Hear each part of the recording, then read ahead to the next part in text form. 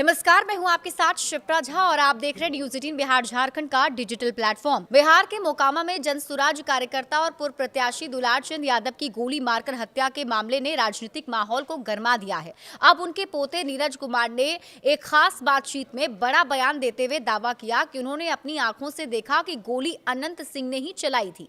वो फिलहाल 14 दिनों की न्यायिक हिरासत में है। दुलार चंद के पोते नीरज कुमार ने कहा, मुझे झूठा बताया जा रहा है लेकिन मैंने पूरी घटना अपनी आंखों से देखी है। अनंत सिंह ने मेरे दादा को खुद अपने हाथों से गोली मारी। अब ये वो बताएंगे कि सीने के बजाय गोली पांव में कैसे लगी, लेकिन गोली उन्होंने ही चलाई थी। नीरज ने बताया कि वो दादा की गाड़ी में नहीं थे बल्कि पीछे वाली गाड़ी में थे। उन्होंने ये भी कहा, लोगों ने मुझे रोक लिया, मुझे दादा के पास जाने नहीं दिया, लेकिन मैंने खुद देखा, इसलिए कोई इसे झुठला नहीं सकता।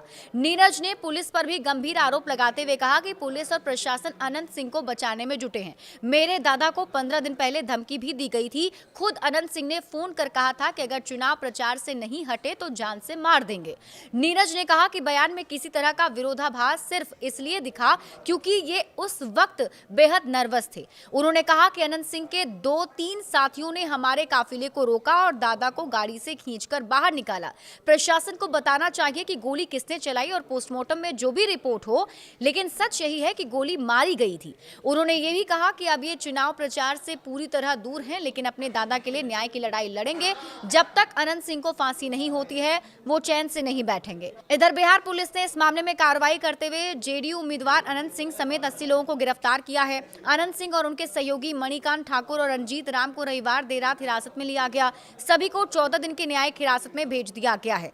घटना की शुरुआत गुरुवार को हुई थी। दुलार चंद यादव जनसुराज के लिए प्रचार कर रहे थे। दुलार चंद जनसुराज प्रत्याशी प्रियदर्शी पीयूष के साथ मोकामा क्षेत्र में प्रचार करने निकले थे। काफिले में कई गाड़ियां थी और दौरा जो है वो तार बसवानचक इलाके की ओर था।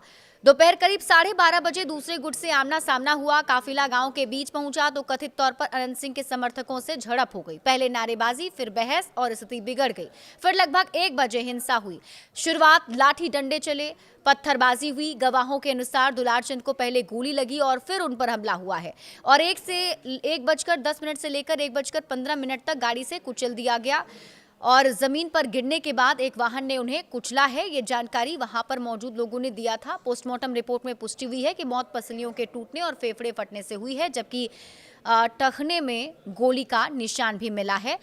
करीब 1:30 बजे से लेकर के 4 बजे के बीच इलाके में भारी तनाव रहा। ग्रामीणों ने शव उठाने से इनकार किया और दोषियों की गिरफ्तारी की मांग भी की थी। पुलिस को घटनास्थल पर पहुंचने में लगभग 3 घंटे लगे और शाम करीब 4:30 बजे पुलिस और फोरेंसिक टीम पहुंची थी। फिर गोलियों के खोखे, लाठी डंडे और वाहन के टायर निशान बरामद किए गए। एफआईआर दर्ज करने की प्रक्रिया फिर शुरू हुई और रात करीब 11:10 पर पटना एसएसपी ने कार्रवाई की। पटना एसएसपी कार्तिकेय शर्मा बाढ़ के करगिल मार्केट पहुंचे। अनंत सिंह को हिरासत में लिया गया।